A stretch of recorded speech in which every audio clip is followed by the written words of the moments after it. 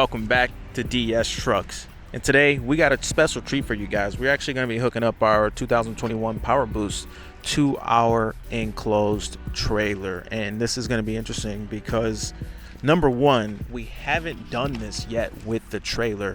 We haven't towed this yet. And I'm going to be curious how the camera system works, because if you look at the F150 here, you can see that we have this extra plug for our camera. But even more interesting than that is how much fuel can this F150 save us in this situation. Now we're talking about a trailer that probably weighs just over 3,500 pounds with the load that we have in it now. We've got two commercial lawnmowers. One's like 800 pounds, one's like 1,200 pounds. And with that, the weight of the trailer itself, this is just your typical workload. And right now with fuel prices, we've been really feeling it with this F250. It's got the 6.2 liter gas V8. It's geared to 430. It's really built to pull.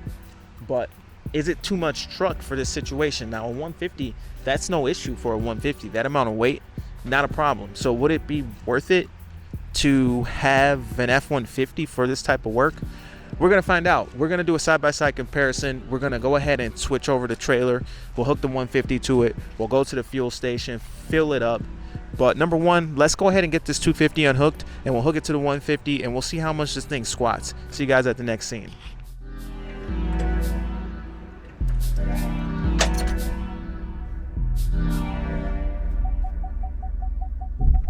Go ahead and see what the squat is on this load. This is about 350 pounds tongue weight.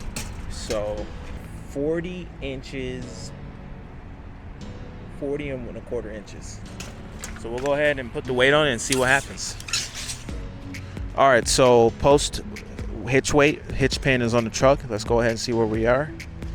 We are at exactly 39 inches. So that's what, 1.25 inch drop. All right, let's go ahead and fill this up and see what kind of MPG we get towing this load. See you guys at the next scene.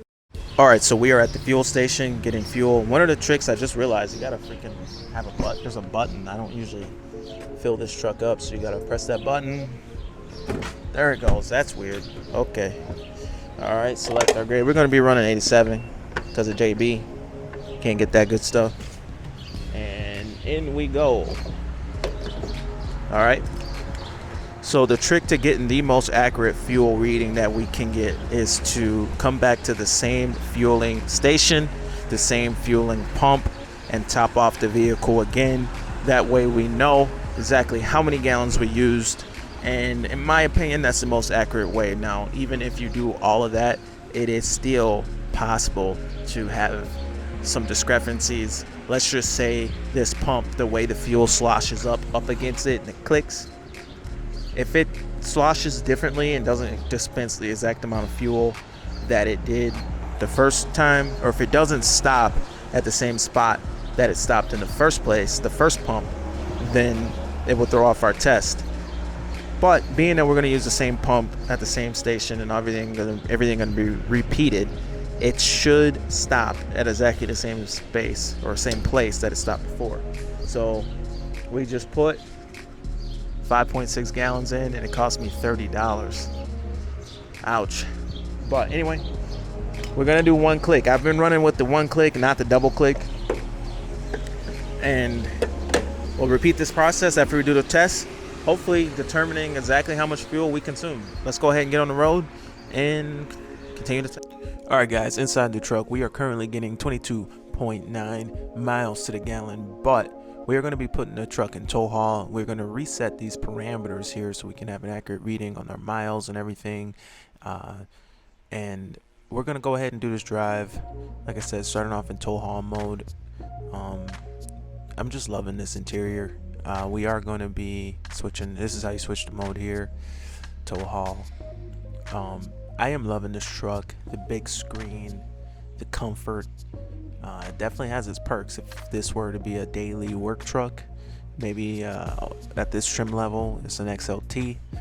but maybe for like an owner operator who's out mowing lawns or something like that, this would be a very interesting truck, being that it has the onboard power. You've got charging ports inside of the vehicle and in the bed, so for those real hot days, if you're running some battery powered lawn equipment, you can charge those up inside the truck if needed, or outside of the truck.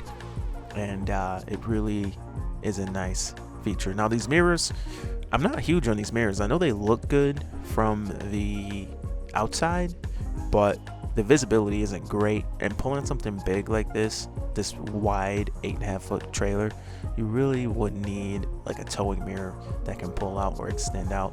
These mirrors do not extend. And Ford, if you're listening to this, with a max towing truck, being that the tow mirrors are optional, I think even these regular mirrors, if they could extend out, that would be way better for the customer. Even though they're not as big, I get it, not every truck that rolls off the line needs to come off with huge mirrors, but if these could extend out, that would make pulling something wide a little bit easier. Now the load for this truck isn't a problem. Here we are at the next scene. Like I was talking about the generator mode. So what we've found with this generator mode, you turn this thing on, you've got two 3600 watt inverters, and they will charge your devices for you, and it'll tell you how much power they're drawing from the truck.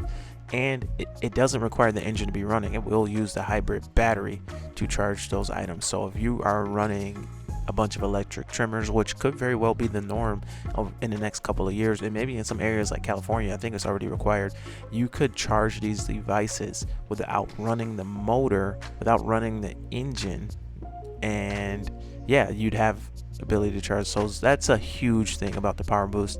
I know the Lightning's really cool too, but this truck still will have, even if everything goes all electric, this truck will still have a strong presence regardless. One of the things I am going to do is I'm going to turn off tow haul mode, because while we are getting 15.6 miles to the gallon for the first 4.5 miles, tow haul mode is not allowing start stop and not allowing hybrid.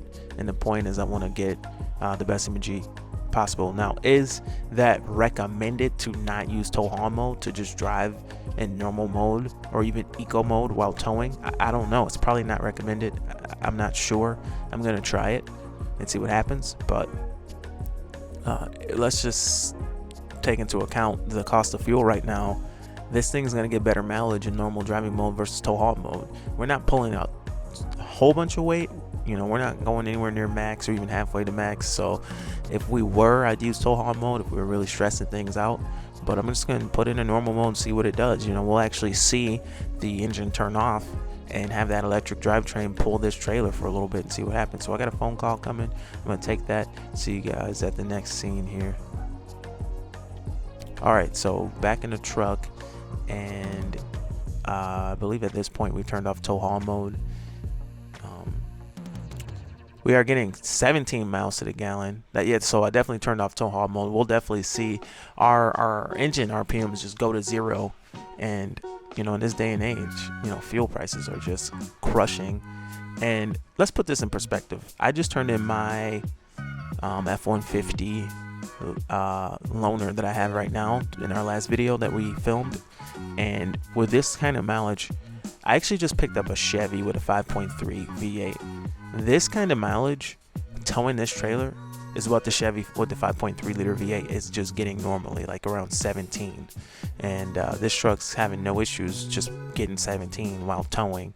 And I would have been even higher if I would have put it in. As you see, look at my RPM gauge, 0. Engine's turning off. It's going hybrid. And we're starting to actually, because I didn't put it in tow haul mode from the beginning, we're actually starting to see some electric miles start to accumulate. But this truck's more efficient working than a Chevy is while it's not working. And then also a regular 3.5 EcoBoost is even more efficient than a Chevy, even a regular 3.5 EcoBoost. So I just turned in the 3.5 EcoBoost, not towing, just driving normally. I was getting 19 to the gallon, 19 and a half to the gallon. And right in the Chevy, we're getting like 17 to the gallon. So Ford, there's definitely pros and cons to Chevy.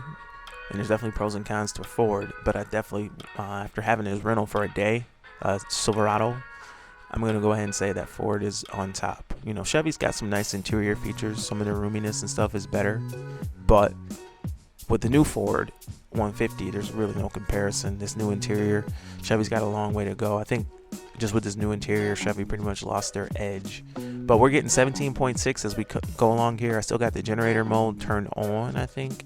And I'm probably going to... I don't know if that's hurting anything to have that even turned on, even though it's not doing anything. Probably not, but I'm going to turn it off in a second here. But yeah, the truck tows good. It has more power than the 250. It pulls better than the 250. And you really notice it when you try to accelerate. Your naturally aspirated V8 versus a twin turbocharged hybrid electric. This truck can get this load moving faster, but until you really step on it, you really wouldn't notice, because that V8, that's a 430 geared truck with the 6.2 gas V8. But when you try to move fast, I mean, it'll move anything. Don't get me wrong, it'll move anything. But when you try to go fast, it kind of slows up a little bit. So, yeah, but this truck, the seating position, see you guys in the next scene. All right, so here at the next scene, continuing to drive. Now we've dropped down to 16.8 miles city gallons. We hit a couple stops here and there, but overall, very impressed with this truck pulling the weight. Like I said, the one con would be with this amount of towing capacity and these mirrors not able to extend. And then Will's talking about the mirrors, I think, and he really likes the truck. We actually ended up just doing a voiceover for this video because the audio turned out real messed up, so I just went ahead and I didn't want to put anything out with terrible audio, so we're just doing a voiceover. Will really likes the truck. He never really been in one of these, and this is the new model, so all the other OEMs are kind of catching up to what Ford kind of put out here, and that's part of the reason Ford's on top, because they really had some timing here with the technology that they have all coming out. I know GM has a real nice sweet screen interior, IP, all that stuff coming out in their Silverados right now, but will it be better than what Ford has here? You know, it's a tough one. Chevy does do some good interiors, but I'm going to actually do a separate video on the Chevy, my first impressions of driving a Chevy truck and really having one in my driveway for the first time ever. But yeah, we're doing pretty much everything here. Speed limit, and we're at 16.4 miles to the gallon. Got a 1.1 electric miles on the truck, and it's, you can see the steering wheel steady. It's doing good. There's no real issues. This would be a good, you know, work truck. Now, being like 150, you don't have the heavy duty suspension, and this is a short bed, so the amount of crazy stuff we put in our bed, we wouldn't be able to do that with this truck. But if this were to be a main work truck, right away would need airbags to help with some of the loads that we put in it. But the fuel savings in this day and age would make this totally worth it. I mean, it's a significant amount of fuel savings. And then even if fuel were cheaper, it would be just the range. If fuel prices were normal, just having that improved range would be great. Right here, we're probably talking about the inverter and how good, you know, that is, or how useful that is. Very, very useful technology. I mean, you could even charge a electric lawnmower or something like that. You could charge another hybrid or another electric vehicle. I know TFL did a video where they're like towing a car and charging it as they tow it. Like, you could tow a whole vehicle on a trailer and charge it. But right now we're at 16.7 miles to the gallon, and we are going to go ahead and fuel back up. See you guys back at the fuel station. All right, so we're pulling in. Look at those fuel prices. Ouch. And got to make this turn. A little bit of a tight turn. This wide trailer, this 8.5 foot trailer, it is a little tricky to pull sometimes. It's so wide. It's about as wide, I think, as you can be. And it's like easy to swipe a car. Like, I almost swiped a car the other day. Overall, we drove 20.4 miles, 1.9 miles electric, and we got 16.3 miles to the gallon. And for fuel, we burned 6 $2.15 and 1.18 gallons. Let's go ahead and switch trucks. See you guys at the starting scene with the F250. Let's go ahead and switch it. All right, back at the starting point. Real quick switch of the trailer and hooking up the 250. See you guys at the gas station. All right, so F250 filled with fuel. Continuing this MPG test with the 250. All right, inside the F250, resetting everything. We are getting 7. All right, inside the 250 right now, resetting everything. As you see, this truck's only getting 7.4 miles to the gallon, and it's all reset. We're gonna continue this test through the same route that we did with the 150 and compare the differences. We'll see right away how much more fuel this trip cost us on this truck. So right now we're at 10 miles to the gallon, just starting off. We haven't had any stops or anything just yet, so let's see what it is. Now, number one thing I noticed switching over to this 250 is, as long as you're not trying to speed, the power is adequate, and there's really no difference. If they were to try to race or anything like that, like with the trailers, say we had 2 trailers, the 150 would smoke the 250. That being said, the seating position of the 250, the mirrors of the 250, all that stuff kind of comes into play. Like, you're in a bigger vehicle, you have more mass, you have a little bit less effect of the trailer. I wouldn't say sway, but the tongue weight kind of can bounce the 150 around a little bit more than the 250. We're at 12.4 to the gallon right now as we continue this drive. So the 150 can definitely do the work. I've always been torn though between a 150 for work, because when it comes to winter, a 150 doesn't cut it unless you're just doing shoveling. But when it comes to winter, a 150 for plowing snow is just not going to happen. The 250, it usually ends up shoveling and plowing and all that, and it's still better in the snow. Even though a 150 is okay in the snow, but a 250 is going to be better. It's going to be safer, better. It's going to move better. Dare I say it stops better? I think it stops better. Maybe not the case. A 150 would stop better with better tires. Like if they both had the same tires, then a 150 is probably going to stop better.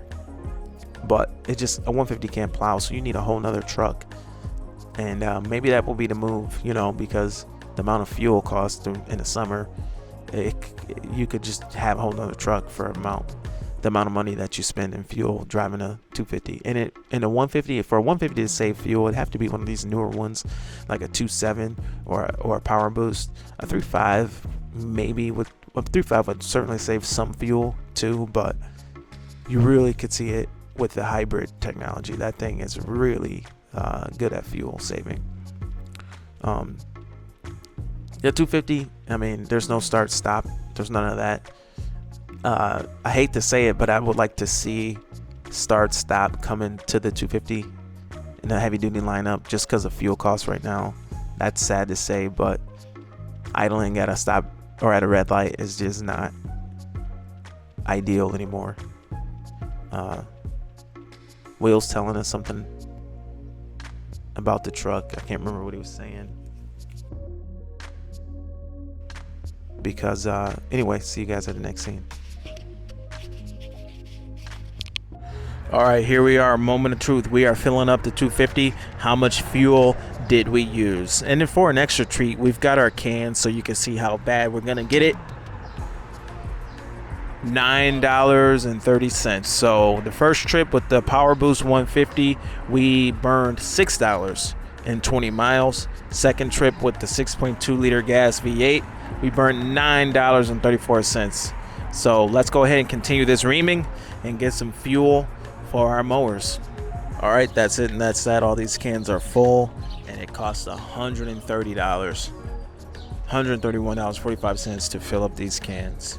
So anyway, see you guys at the next scene. We'll do an overall talk about the trucks and everything. See you guys at the next scene. All right, guys, back home, and it is now a few days later, and I want to talk about my experience with this little bit of an experiment that we did.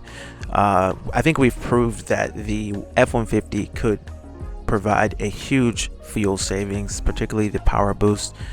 We ended up turning off the tow haul mode in order to use the hybrid system a little bit more, and the truck did not have any issues, no noises, no problems.